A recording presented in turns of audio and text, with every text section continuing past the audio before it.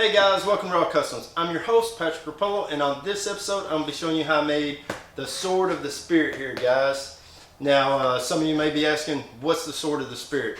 Well, it's the part of the armor of God. Recently in church, we actually went over the armor of God, and I got really inspired to bring it to life and give a visual representation of what it might look like, you could say. Got really excited about it, like I said, and got right to work on it. So there's a couple pieces I got going before I got the video camera out. But on this one, we're going to be working on the sword. Now, I've always liked the Final Fantasy weapons of how large they are, a bit larger than life, you know, something that should be really heavy, but they're swinging around with no problem. So I wanted to go with that there on this. One of the main goals was to keep it light, though. I've seen some people build some of them out of MDF, which has got to be really heavy. That's a heavy piece of wood. So I went with mainly foam on this to keep it going. And there's no plans. I basically just built this right out of my head. Started picking up scraps of what I had around the shop and figuring out how to put them together. I really enjoy doing stuff like that. It actually it builds your imagination. You're actually forced to think out of the box from just going off some normal plans. I really encourage doing stuff like that. Now, one of the things I really want to do, I've been waiting to do, is use some EL wire. So as you can see, I actually put some in here where it lights up. This actually goes down and wraps around, so it's on both sides. It's actually 9 feet of EL wire. So I was really excited to use that. I've been waiting to do something like that on a project for a while, and just felt this was just a great start to using it. I'll definitely be using some more on some more projects and for future builds. Anyways, guys, like I said, I used quite a few different materials on this, quite a few different tools. I'm not going to do a material list on this. I'm just going to go over some of the main stuff I used. This here is just a metal broomstick, just pulled it out of a broom, had a couple of them I used on an earlier project, and this was left over, so end up using that on this. The normal, I actually used some 1/2 inch square foam, just some strips in it, just to add some strength to the blade itself. Now the blade itself is actually made from the big roll. This is 1/4 inch foam, usually comes in the big rolls like that. It's spread out. Now, using this, one of the things I recommend is actually laying it out on the floor and let it sit for a while, maybe a few days until it flattens out. It makes it a lot easier to work with, especially when you're doing going to make something large like this blade here. Now, and then I use some 5mm foam. Now, a lot of you guys have been asking questions about the 5mm foam, and you're saying, a lot of y'all have asked, has it got paper on both sides? If you're getting anything with paper, you're picking up the wrong thing, guys. That's some kind of core board that you're getting. This is actually EVA foam. You pick it up, if you can't bend it and twist it like this without it cracking, you're grabbing the wrong stuff. So make sure you grab an EVA foam. Like I said, this is 5mm. It comes in 2mm, 3mm, all kinds of thicknesses. I really recommend using the 5mm. It's actually pretty easy to work with, and I actually use it on the majority of my builds. Now, I also used some magnets in here, guys. I actually built a holder for this. It's actually on the back of the chest plate to hold it, and I ended up using some rare earth magnets. They got a lot of strength and hold together well. And then I picked up some jewels that I used in the blade. Now, I didn't use the jewel part. I actually bought them for the back side because they actually match the magnet, and that's what's running along the course of the blade.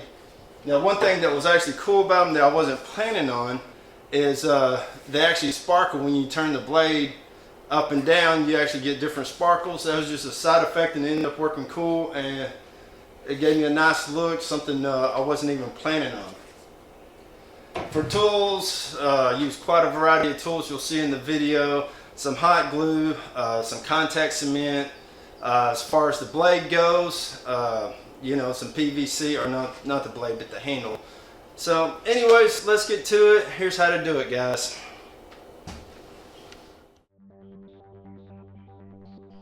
I started with the 2x6 cut at 10 inches long, then found and marked my center.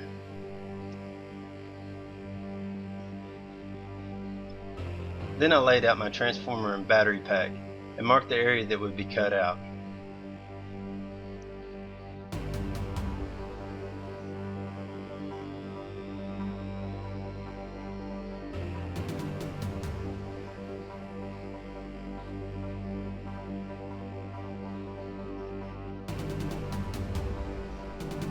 For the rest of it, I just used a ruler and a speed square and kind of just laid out marks and designed the hilts as I went along.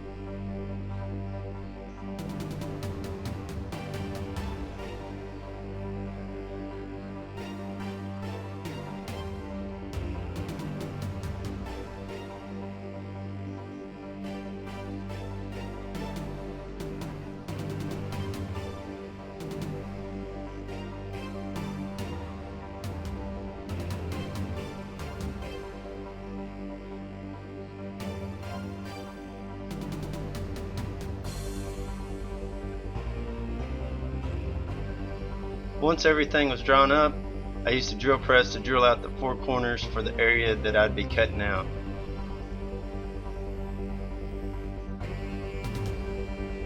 Then I moved over to the scroll saw and cut the center out.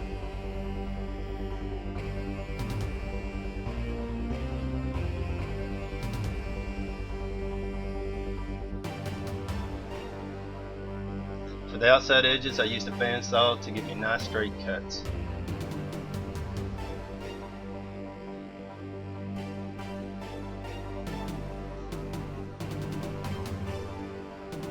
Then the center was marked, top and bottom, and a 1/2 inch paddle bit was used to drill the area out. Next, the hilt was traced onto a sheet of plastic. A razor was used to score the lines, and then the piece was broken off. The plate was laid in place and marked where the screws would go.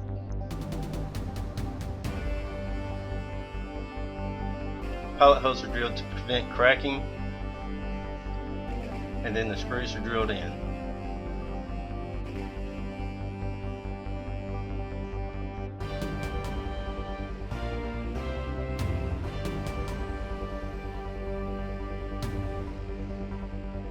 Once both plates were installed, I moved over to the belt sander and sanded all of my edges, leaving them nice and even. Next, the hilt was slid onto the pole. I laid out my foam and marked and cut out a strip 6 inches wide. I marked and cut the area that would be the tip.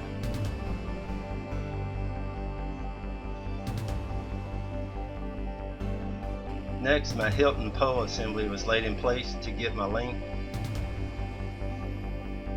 Once I was satisfied with the length, I traced the top of the hilt onto the foam. The area was cut out, and then a copy of that piece was made.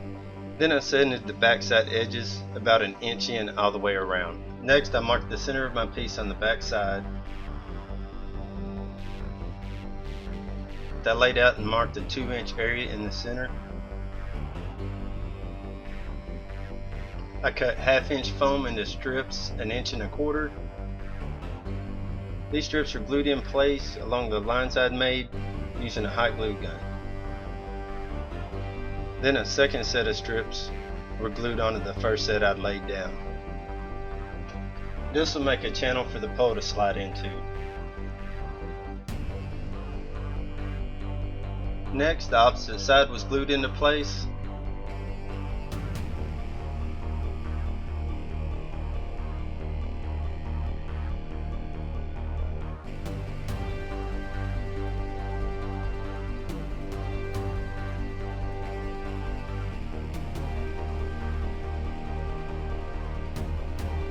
For the edge of the blade, contact cement was used, spreading it onto the back side of both pieces. Once the glue was set up, both edges were lined up even and pressed together.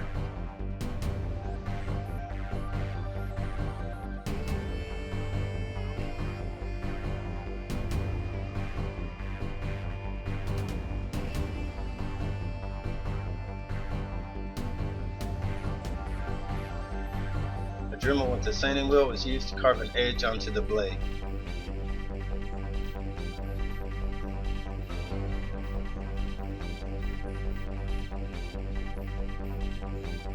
After the main part of the blade was done, I cut 2-inch strips out of 5mm foam.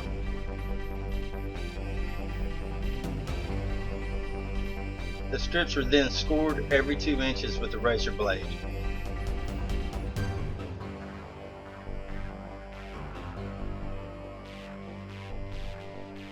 I used a heat gun to open up the lines that I'd scored.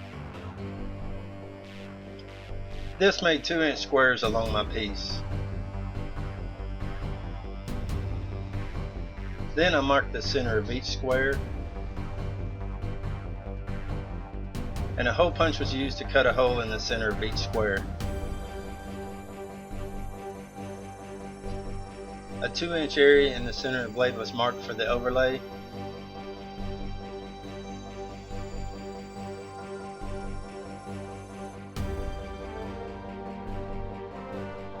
Contact cement was applied to the area and to the backside of the overlay, and then the piece was glued in place.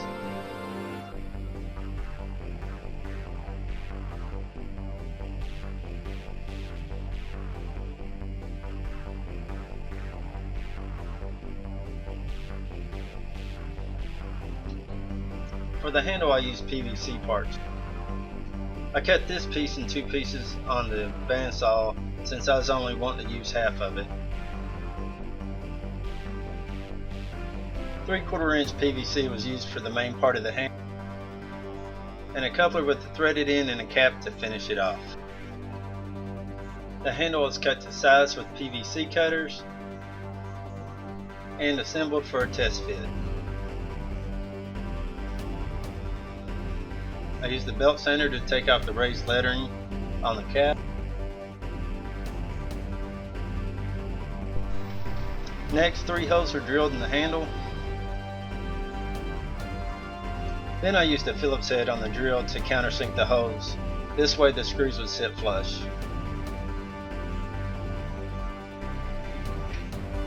The handle was put back in place and pilot holes drilled into the main pole, and the screws were drilled in to secure the handle. I decided to add a decorative piece to the handle, so I made a stencil and traced it onto some plastic. I used a drill to make circles, and since this piece was curved, I decided to cut it out on the scroll saw. 1/4 inch strips were cut out of 5mm foam. I used wire as a spacer and marked my area, applied cement, and laid the strips in place. Painter's caulk was used to fill holes in the foam.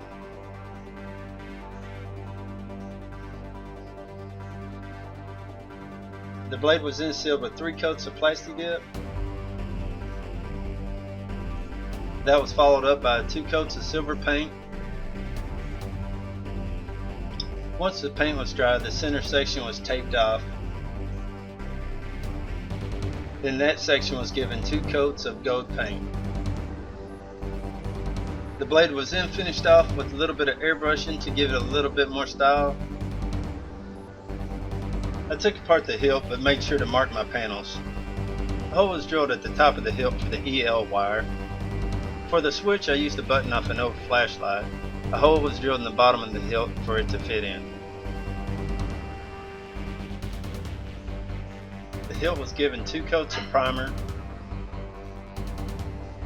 That was followed up by 2 coats of gold paint. Then my plates were painted.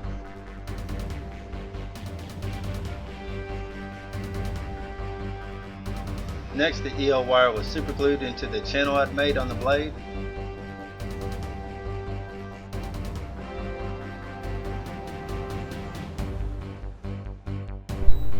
Hot glue was used to glue the blade to the hilt.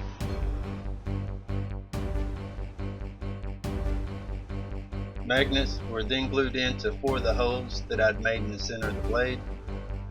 4 magnets were also glued into the blade holder I'd made. Sorry guys, I didn't film making that.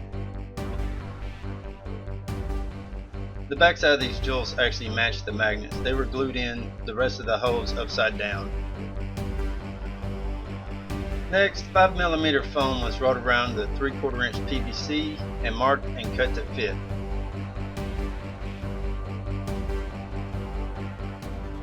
Lines were then scored into the foam to add a design.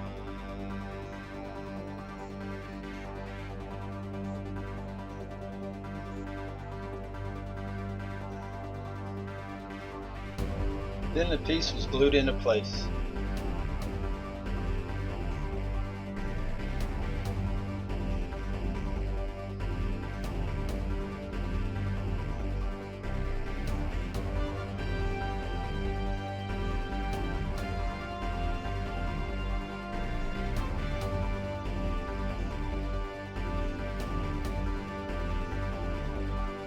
Scrap pieces of foam were cut and added to the hilt to hold the transformer and battery pack in place.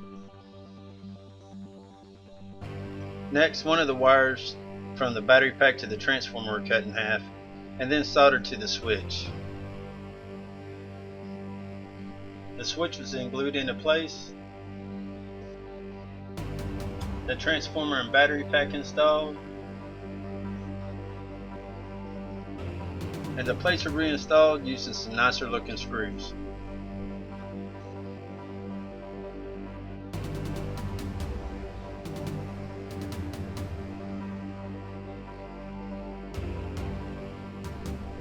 The piece was then finished off with a little more airbrushing.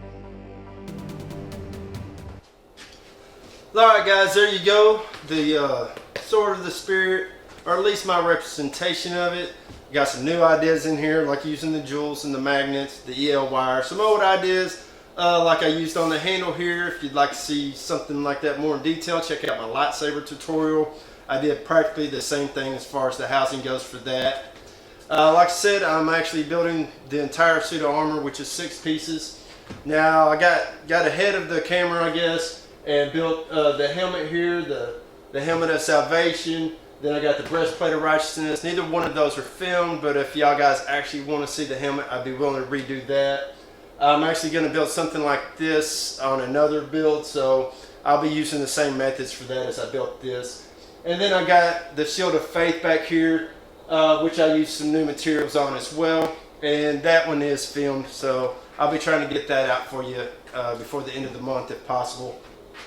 Now, as far as the holder goes, that's glued onto the back of the breastplate piece here. The magnets are actually lined up with the blades, the magnets in the blade here.